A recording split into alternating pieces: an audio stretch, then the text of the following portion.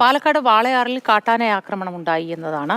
നമ്മൾ നാടെങ്ങും മൃഗങ്ങളുടെ ആക്രമണത്തെക്കുറിച്ച് ചർച്ച ചെയ്യുന്ന സമയത്താണ് പാലക്കാട് നിന്നും അത്തരത്തിലൊരു വാർത്ത കൂടി വരുന്നത്. കൃഷിസ്ഥലത്തിറങ്ങിയ ആളെ കാട്ടാന ചവിട്ടി. വാളയാർ സ്വദേശി വിജയനാണ് പരിക്കേറ്റത്.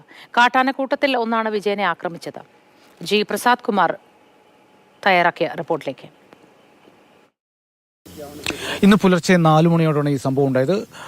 വാദ്യാർ ചളയ്ക്കടുത്ത സ്ഥലത്ത്, ഇവിടെ നെൽപ്പാടത്താണ്. നെൽപ്പാടത്ത് കൃഷി നശിപ്പിക്കാൻ ആനക്കൂട്ടം എത്തിയിരുന്നു. 3 ആനകൾ ഉണ്ടായിരുന്നു എന്നാണ് പറയുന്നത്. ഇന്നലെ രാത്രി 12 മണിക്ക് വന്നു. പിന്നീട് 4 മണിക്ക് വന്നപ്പോഴാണ് തൊട്ടടുത്ത് തന്നെയാണ് വിജയന്റെയും അച്ഛൻ അവരുടെ വീട്ടിൽ. അപ്പോൾ അച്ഛനും വിജയനും അച്ഛൻ രത്നവും കൂടിയാണ് ഇന്നലെ ആനയെ തുരത്താനെത്തി. ആനകൾ ഇവിടെ നിങ്ങൾ മുകളിൽ നിങ്ങൾ കയറിപ്പോയി.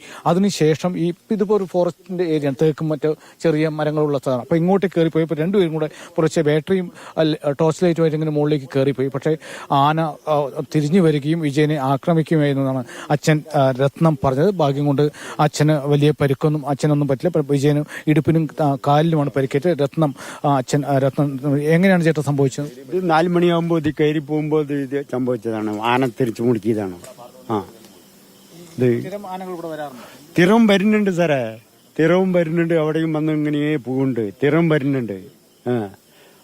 ഒരു ദിവസം വന്ന് നേരത്തെയൊക്കെ ഒരു ദിവസം വന്നാൽ ഒരാഴ്ച വരില്ല. അപ്പൊ ദിവസം വരികയാണ്. ഞങ്ങൾ 2 മൊളിയിൽ തന്നെ ആന കയറിയില്ലേ. ഇവിടെ നിന്നാൽ അതോടെ വന്ന് ഞങ്ങൾ 2 ബാറ്ററി അടിച്ച് അവിടെ നോക്കി പോയപ്പോൾ അത് അവിടെ നിൽക്കണു.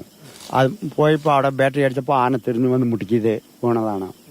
കൊയ്യാറായ പാടമാണ് ആനപ്പിണ്ടം നമുക്ക് കാണാം. എത്ര ആനകൾ, 3 ആനകൾ ഉണ്ട് എന്നാണ് പറയുന്നത്. ഇവിടെ ഈ ജെണ്ടെല്ലാം ഉണ്ട്, ഫോറസ്റ്റിന് ജെണ്ട. അപ്പോൾ ഈ കമ്പിയെല്ലാം വെച്ച് തടയാൻ ശ്രമിച്ചിട്ടുണ്ട് ആനകൾ വരുന്ന, വന്യമൃഗങ്ങൾ ഇറങ്ങുന്നത്. പക്ഷേ അതൊന്നും നോക്കാതെ ഇത്രയും താഴ്ചയിലേക്കും ആനക്കൂട്ടം സ്ഥിരമായി വരുന്നു എന്നാണ് അദ്ദേഹം പറയുന്നത്. എന്തായാലും വലിയ പരിക്കുകളില്ലാതെ ആന തിരിച്ചു ഓടിച്ച് ആക്രമിച്ചെങ്കിലും വലിയ പരിക്കുകളില്ല. ആദ്യം വിജയനെ പാലക്കാട് ജില്ലാ ആശുപത്രിയിലും പിന്നീട് തൃശ്ശൂരിലെ സ്വകാര്യ ആശുപത്രിയിലും കൊണ്ടുവരികയാണ്. സംസാരിക്കുന്നത് മറ്റ് കുഴപ്പങ്ങളില്ല, ഗുരുതരമല്ല എന്നാണ് പറയുന്നത്. മൽഘോഷിനൊപ്പം ജി പ്രസാദ് കുമാർ, മാതൃഭൂമി ന്യൂസ്.